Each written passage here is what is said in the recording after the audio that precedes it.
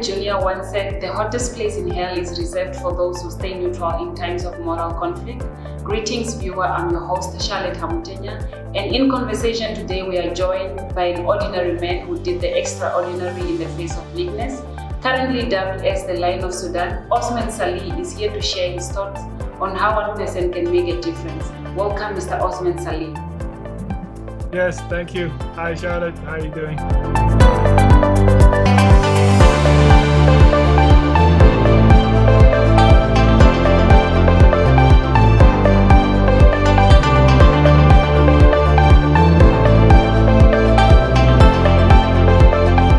Osman, everybody knows you as that guy who saved 11 lions, now owns a wildlife resort. Could you give us a brief history of yourself?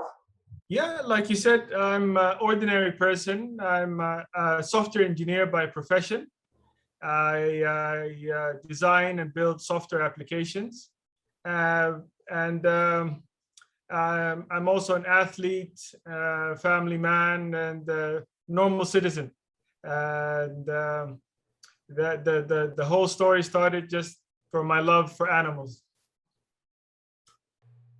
Well, have you always been an animal activist, or did it start when you saw those lions in a distressing situation?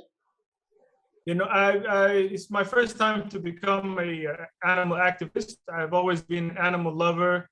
I've raised all sorts of animals in my house from a young age, everything from dogs and cats and parrots, fish, you name it. But recently, I've just been a dog person. I have a German Shepherd that I love very much. So the whole issue was personal for me. Okay. You studied engineering, but now you are into wildlife. How are you managing? It was a big jump. It's been a big steep learning curve since we started, because it's not my profession, but because it's been an interest of mine since a young age. I found out that I knew a lot of technical things. I also remembered from school that I studied the environmental science, and all of these things I studied and past experience have become very useful for this whole project. So we're learning as we're going along, but I'm happy to say that I have a lot of experts around me. We also have the support of international organizations that are always on call to give us technical support. So if there's a will, there's a way, and we've been finding our way. Yes. Well, can you tell us the few challenges that you went through when you were establishing this wildlife resort? Yeah, the biggest challenge, first of all, was finding the land. We spent a long time looking for land suitable for to build the sanctuary for the animals, and we didn't find very suitable places nearby. They were really far or really expensive, or all sorts of reasons. So we were really lucky that my uncle donated to us the land for the project, which was a huge saving for us because it's our biggest asset. And then it was the whole cost of the construction. It was a really big cost. We started some fundraising.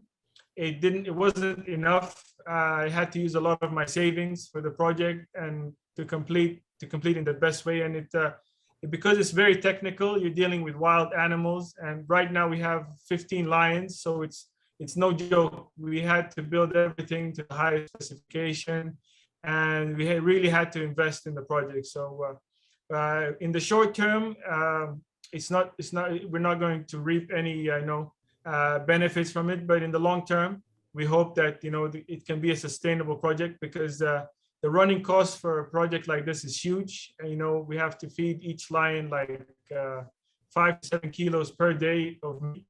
Times that by 15 every day, it's very big. And we have other animals besides lions. 4 hyenas. We have gazelles, ostriches, snakes, turtles, a variety of birds of all sizes. So it's really, a big project, and the biggest issue for us is just the running costs. Can you also tell us, was this when you were in the process of establishing this? Did you have people who were supporting you, or maybe a group of individuals, or was it a one-man show? Definitely wasn't a one-man show. I had a huge group of volunteers with me from the start. I was happy that I was the spark that started the whole campaign, but I was happy to find that I had a lot of like-minded people that shared the same passion and the same drive. So I've been lucky to have a really excellent group of volunteers with me from the beginning until now, and they were really invaluable. They really dedicated all their time to the project, and most of them are working with us full time. Some of them only come weekends, but still they contributed a lot. We made use of the lockdown during the Corona lockdown, the first big lockdown, which was a few months when everything was shut down. We didn't stop. We were working throughout that time, and we were lucky that everybody had to stop their work. So our place was far and out of the city, so we could really make use of our time there. Mr. Osman, you spoke for the one without a voice, but I believe that in our community where we are living, you find people without a voice. How can we change the society's mindset that change starts with us? Definitely, I think we're an excellent example of that. Any one person can make a difference, and really, the change must start within yourself. There's a lot of things that around us that are unacceptable, and I think as a first step, people just need to point them out. Like when I saw the animals, starving and in a very poor state. The first step was to point it out. I was lucky that I didn't hesitate, because I found a lot of people really didn't care. But when I pointed them out, then there was a chain reaction. Everybody got involved. It started, it went viral online. People were interacting, and it really gave the whole idea momentum. So I think the best advice is that if anybody sees anything wrong whatsoever, the first step is to point it out, and then they can take it from there. Yes, when you posted the pictures of a starving lion on Facebook, the internet went crazy. How was your feeling towards the reaction? Yeah, I was really overwhelmed, because I'm not really into social media that much. And when I posted this, it just went viral. My phone wouldn't stop vibrating. I got all sorts of messages, and I still do. I can't even keep up with all the messages and notifications from all the posts. It was really overwhelming, and it was really refreshing to see, because most of the things on social media are not serious. People use it for jokes and funny videos and just to pass time. So for this campaign to be successful because of social media, it's a really positive thing that social media can be used for positive change, and not just for wasting your time. Okay, with stories of rhino poaching and elephant poaching increasing at a startling rate, I do not think many of us have a comprehension of the importance of the wildlife to us. Can you tell us why we need to care for our wildlife? Yeah.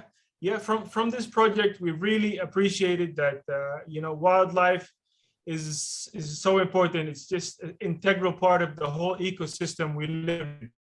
And we got a lot of criticism of people telling us, why are you focusing on lions? Why don't you focus on humans or focus on anything else? But the whole environment is, I think, one big package. The whole ecosystem, if one part of it is damaged or is changed, it has impact on everything else.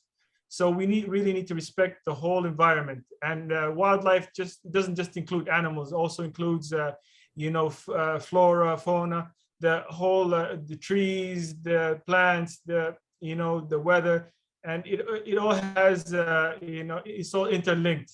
So we really need to respect each of the different types of animals, because they really were all created for a purpose. They really all complete a circle. So we hope that, projects like this get more interest and people care more about them, because they can really affect everything else around us. That's a very important point. I hope our viewers took note of that. Mr. Osman, can you share with us how has your wildlife resort program contributed to the economy, especially in the tourism sector? We helped a lot, especially because we're just outside of the city. The first to benefit have been the villagers around us. They've been getting jobs. They've been getting increased traffic of people to their shops, to their area, and we're happy that we've become a tourist spot. Right now, a lot of these tour guides companies have included us in their tour for tourists, and especially because we do have wildlife reserves and parks, national parks in Sudan, but they're extremely far. They're like over 15-hour drive, and they're very big, and people, when they drive that whole distance, they don't get to see a variety of animals, very few lions. I went to the Dindir National Park. It was a long drive, and I spent 2 days there. I didn't even see the lions. So for us to bring this reserve closer to the city and accessible to like everybody, it's a real benefit. People can come, and we've designed the whole reserve to be just like a safari adventure. You can be like 50 meters away from the cage and still see the lions and the other animals really clearly. So it's a real safari experience. And even for people like living in Sudan, like local tourism, they can see everything without having to travel very far to get the same experience. Are you planning to open other wildlife resorts in the future? Yeah, we hope to do bigger projects in other parts of the country, so that we can have like several branches of the same idea. Because what we found is that many parks have the same problems that we saw because we've now rescued the animals from 4 different parks. Animals were all starving, they weren't being taken care of, and the whole park wasn't designed in a sustainable way. So at the end of the day, the animals were suffering. So our idea is to change this concept, build a reserve or a rescue center in a way that the animals can have a better life, and we can make it sustainable by making all kinds of activities and trips for school children, universities, research centers. So we're slowly making a big change. We even have a rescue mission in the next few weeks to shut down another park. It will be our 5th park, and it's going well. We're almost at the final stages. All right.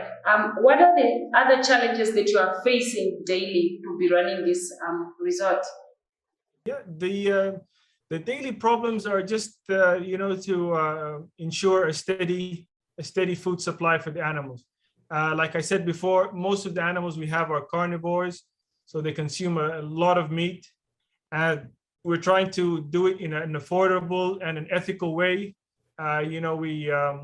We do our best to get meat from these slaughterhouses and from farms, and so, without having like recycling meat that would not be fit for human use, because we don't see it as ethical to be using meat that can be used for humans. We would get too much criticism that we're feeding our animals expensive and meat that is not and that can be helped for other people. So we work extra hard so that we can recycle food from factories, from slaughterhouses, from farms, and that's our biggest challenge.